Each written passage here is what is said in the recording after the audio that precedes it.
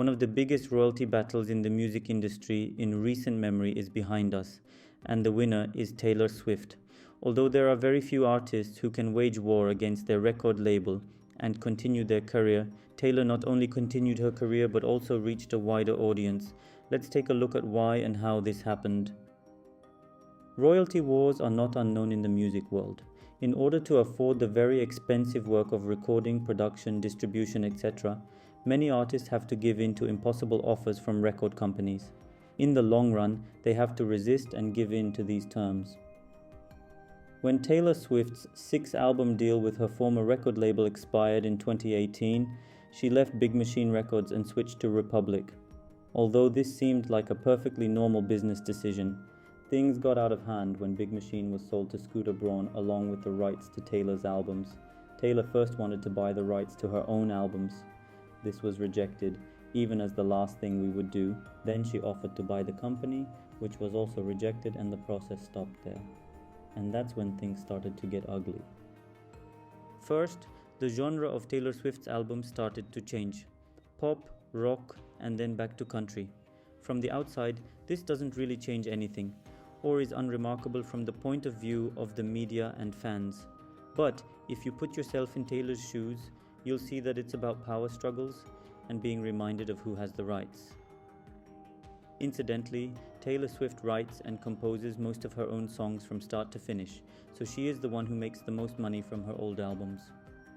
There is a point where things start to get a little weird. They are trying to punish the artist in unthinkable ways, such as interfering with where Taylor can play her old songs, interfering with her use of old images, and even changing the lowercase letters in the song titles to uppercase. What's more, Scooter Braun, who started the trend of hating Taylor Swift, or rather leading the lynching campaign in 2016, owns the rights to her album recordings. Fortunately, this trend has already been consigned to the dusty pages of history. More absurdly, old Taylor songs sold online are being taken out of the digital library and reintroduced. This means that a user who bought the song online with the intention of listening to it loses the right to listen to it he paid for.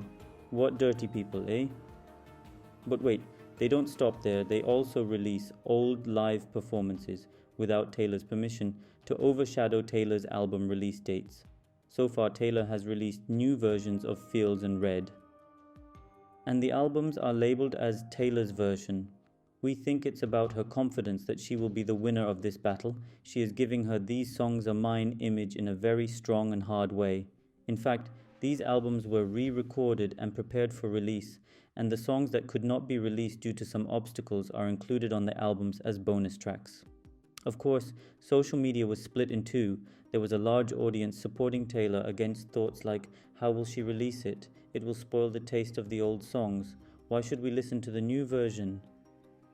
And we are sure that Taylor won the championship because the re-recorded songs were listened to by millions of people in a very short time. Neither the music video nor the feature, Taylor Alone, was a hit.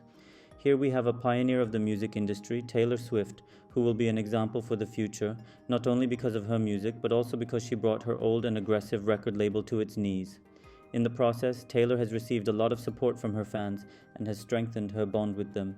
She gained new fans. She was most famous in the 2010s, and now a new and younger audience is following her. She is listened to more than before. She also showed the world that re-recorded songs can be listened to more than the old ones. Now is the time when record companies with whips in their hands will be afraid. It should also be noted that Taylor Swift was already earning a pretty good income from her previous albums. No matter what, the motivation for this fight is not money, but her refusal to bow down to oppressors and evil people. Thanks for watching the video. Don't forget to like the video and subscribe to the channel.